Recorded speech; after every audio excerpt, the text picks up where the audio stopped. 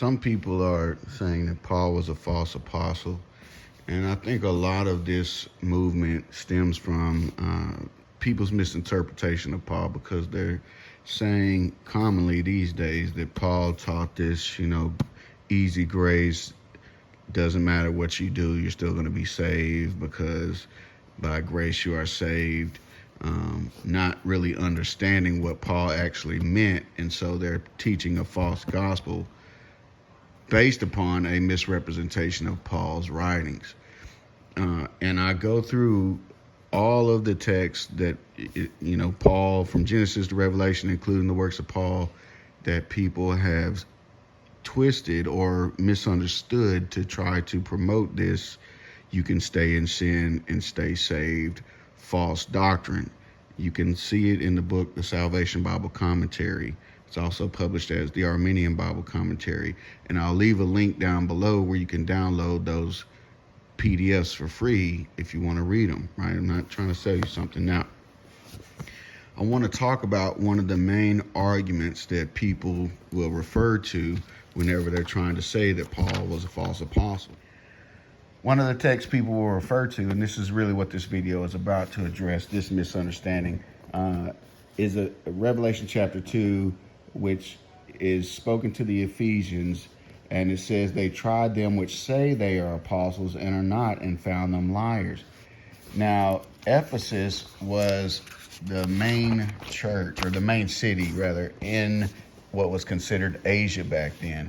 And so the Ephesian church tried them which said they were apostles and were not, and found them liars. So when Paul is speaking in 2 Timothy, and he says, "This thou knowest, that all they which are in Asia be turned away from me," people look at that and they say, okay, so Ephesus was the main city in what was considered Asia. The Ephesian church tried them which said they were apostles and found out that they were liars. And now now Paul in 2 Timothy is saying that all they which are in Asia, which would include Ephesus, be turned away from me. So they say, see, that's proof that Paul was one of the false apostles, because it's not singular, it's plural. They which say they are apostles and are not. Now you can read about Paul's interactions with the Ephesian church in the book of Acts, I think around chapter 19. And you can see that it's a very positive interaction. The persecution that Paul endures doesn't come from the church people. It comes from the pagans who were into idolatry. They were trying to arrest Paul, and they were coming against Paul. Now let's talk about what this text actually means. And this is what was going on here too as well. Alexander the coppersmith did me much evil. The coppersmith, when you look in Acts chapter 19, you'll see that it was in Ephesus, that it was actually a silversmith who was doing a lot of the persecution of Paul. For a certain man named Demetrius, a silversmith, which made silver shrines for Diana. So these are building idols to false gods, and these are the ones that said, "Paul hath persuaded and turned away much people, saying, there be no gods which are made with hands, so that not only this our craft is in danger to be set at naught, but also that the temple of the..." So he's saying our craft, building false gods out of silver is what he did. So he's turning these people that made idols against Paul. And it actually says, and at that same time, there arose no small stir about that way. So there was a big uproar. And here it talks about how it pertained to idolatry. These were the idol makers that Demetrius was addressing. He himself was a silversmith. Now, when you go to 2 Timothy, right, and that was dealing with the opposition of Paul in Ephesus. You don't read about the church opposing Paul in Ephesus. I'm going to deal with this right quick.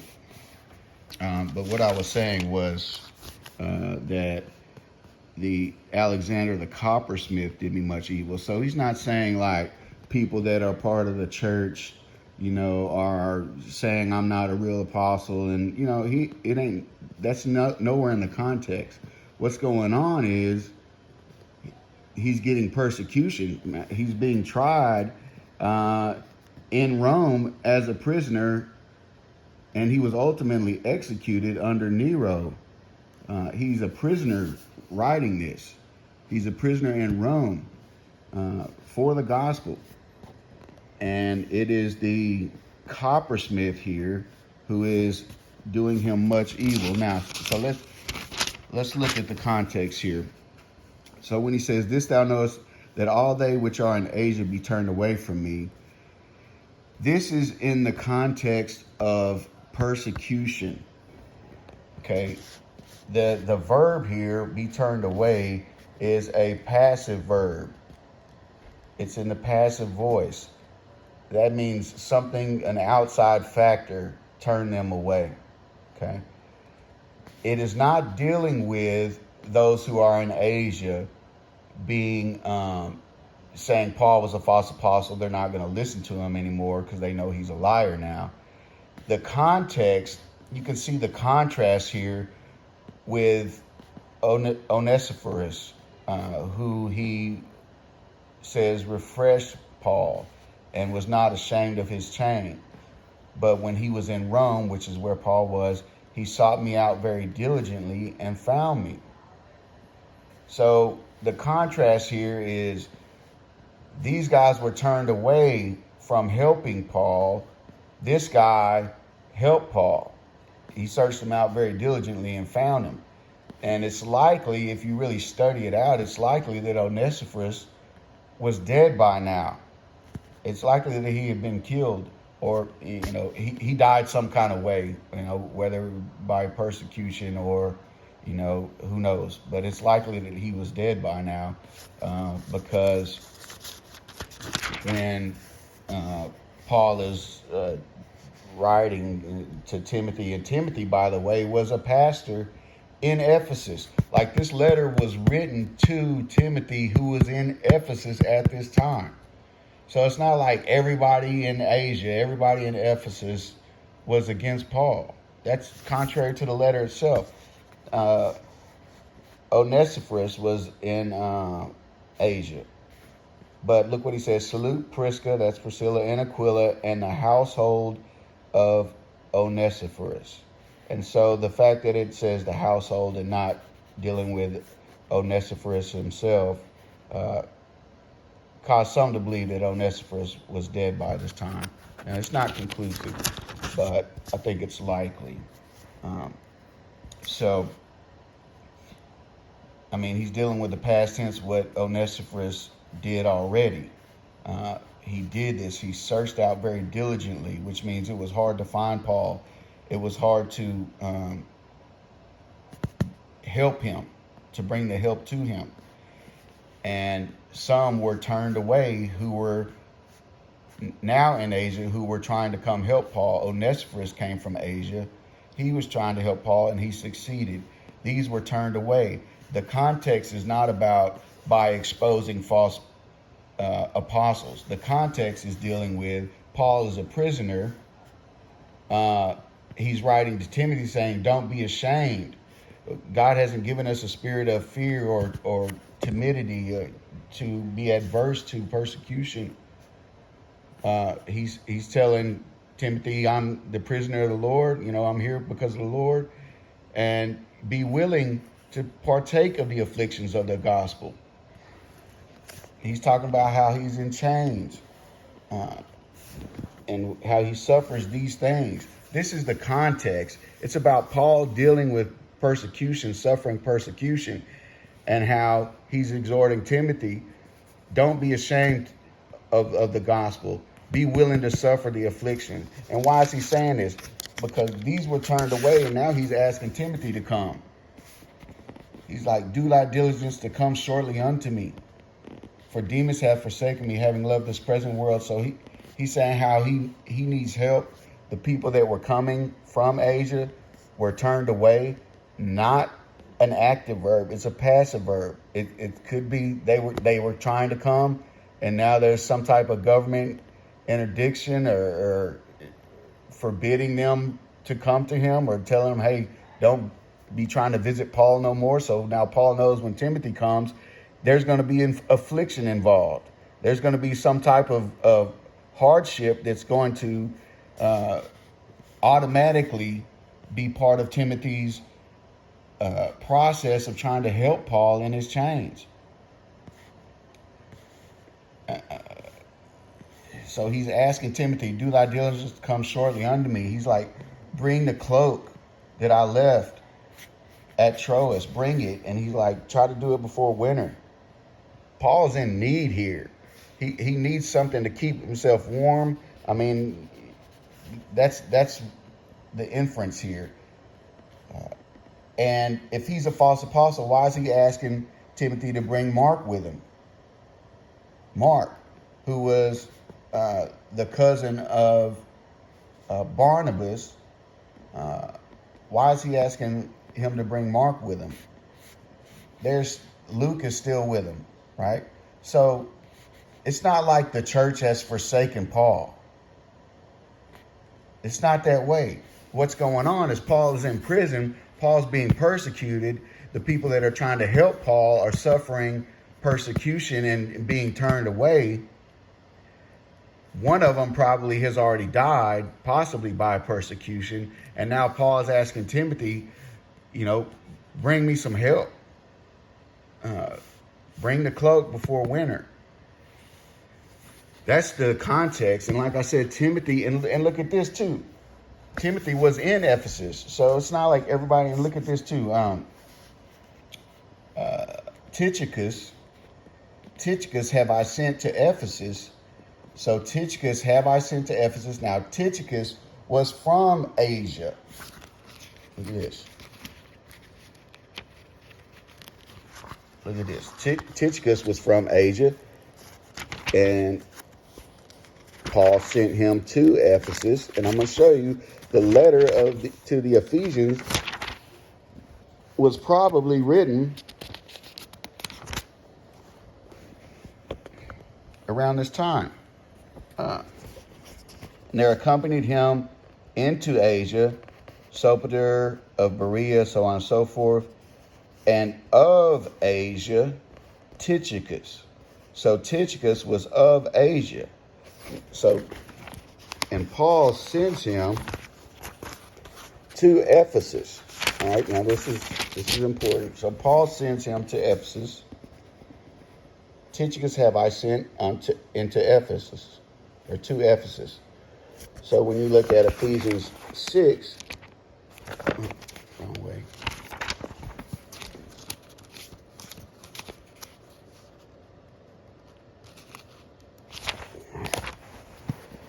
Look at this. Where is that?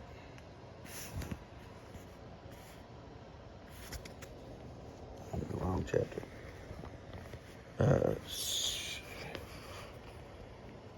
But that ye may know. Now, this is written to the Ephesians, right? And this is while Paul is a prisoner.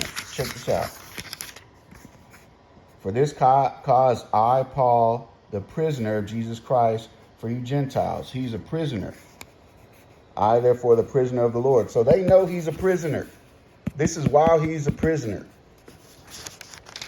And look who he sent to them. But that ye also may know my affairs and how I do Tychicus. Remember in 2 Timothy, he says, I sent Tychicus to Ephesus, a beloved, and this is written to the Ephesians. So he sent Tychicus to Ephesus. This is written to Ephesians while Paul's a prisoner. Tychicus, a beloved brother and faithful minister of the Lord, shall make known to you all things, whom I have sent unto you for the same purpose, that ye may know our affairs. So, and he's not speaking to the Ephesians like, I know y'all think I'm a false apostle. It ain't none of that. Like, this is just exhorting them to continue on to do right, talking about their conversion and whatnot, how they were turned away from idols. So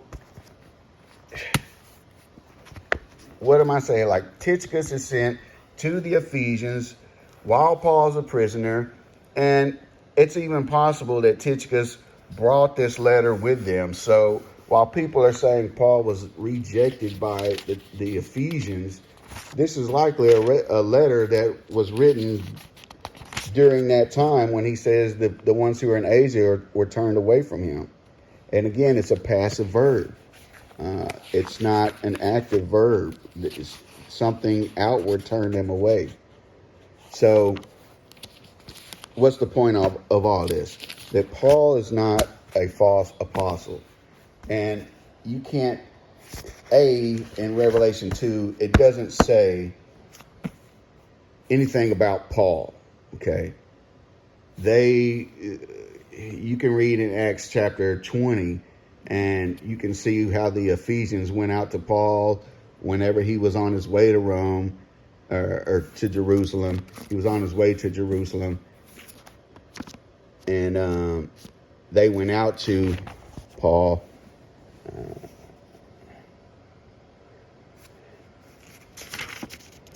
I think he was on his way. He's talking about how the first day I came into Asia, serving the Lord with all humility. He's talking to the people, the elders who came out to him. Paul had determined to sail by Ephesus because he would not spend the time in Asia, for he hasted, if it were possible for him, to be at Jerusalem the day of Pentecost. So, and from Miletus he sent to Ephesus and called the elders of the church. So these are the elders of the church of Ephesus, while Paul is on his way to Jerusalem, where he's going to be arrested. And you can read about their interactions here. It says, "Now behold, I know that ye all among whom I have gone preaching the kingdom of God shall see my face no more." And they were sad. Let's see. And they all wept sore and fell on Paul's neck and kissed him, sorrowing most of all for the words which he spake, that they should see his face no more. And look what Paul warned them about. "For I know this, that after my departing shall grievous wolves enter in among you, not sparing the flock." So Paul was warning the Ephesians about imposters coming in and attacking them. There's nothing anywhere where the Ephesian church is rejecting Paul. I don't know of anything. And that's not the context in 2 Timothy. The context is Paul's a prisoner being persecuted. Those who are trying to help him are being turned away. The one who was helping him had to search out diligently to even find him, and was likely dead by this time. Paul is now asking Timothy, likely to make up for the lack of help he's getting, but the exhortation, or the request for help, includes an exhortation that, hey, you're going to be afflicted for this. There's nothing in here about any of the church of Ephesus rejecting Paul. It's the coppersmith, likely the idol maker, who is opposing him. Paul is a prisoner in Rome. He's killed by Nero, who was a polytheist, the Roman emperor. You know, this is the context here. It's not about Paul being rejected by the churches. He sends Tychicus to Ephesus, possibly with the letter to the Ephesians during this time, right? So I hope you understand the point. Being turned away, passive voice, that means something outward turned them away. And the context is not, and if you look up that verb, it just means like to be turned back, or it can be like to be returned to its original place. When Jesus tells Peter to put up his sword again into the sheath, I believe that was one example. Let's see right here. Let's see. The return to put back. I believe that's one of the examples where he. I believe that's. Let's go into the place. I believe that's the word for sword. Matthew 26:52. So, yeah, so put it back, put the sword back in its sheath. So it's like a return to the place where it was. And so those who are in Asia were returned back to the place where they started. They weren't able to help Paul anymore. The one who was helping Paul, I'm kind of repeating it now, but they were turned back from helping Paul by outward factors, right? That's what's going on. Nobody is really there out of Asia still with Paul, helping him, who had came there for that purpose. Onesiphorus was out of Asia. He was doing it. He is likely dead now. This is what's going on here. And again, Paul didn't preach this, you don't have to obey God. It's optional, easy grace, false doctrine. All right. Again, I'll leave the link for the commentaries down below. You have to go click on the link, find the one that says the Salvation Bible Commentary. Look for not the picture, which is the cover of the book, but look for the white thumbnail, which is the book interior. You can download it for free, share it for free. And I exhort you to read it. It goes from Genesis to Revelation. Any scripture that they say proves once saved, always saved, or, you're just going to keep sinning and you're going to stay saved, or, Paul, all these false doctrines people try to lay at the feet of Paul, who Peter says our beloved brother Paul. Look in 2 Peter. So, people say all these things about Paul, but an account that the long suffering, this is 2 Peter 3:15, account that the long suffering of our Lord is salvation, even as our beloved brother Paul also according to the wisdom.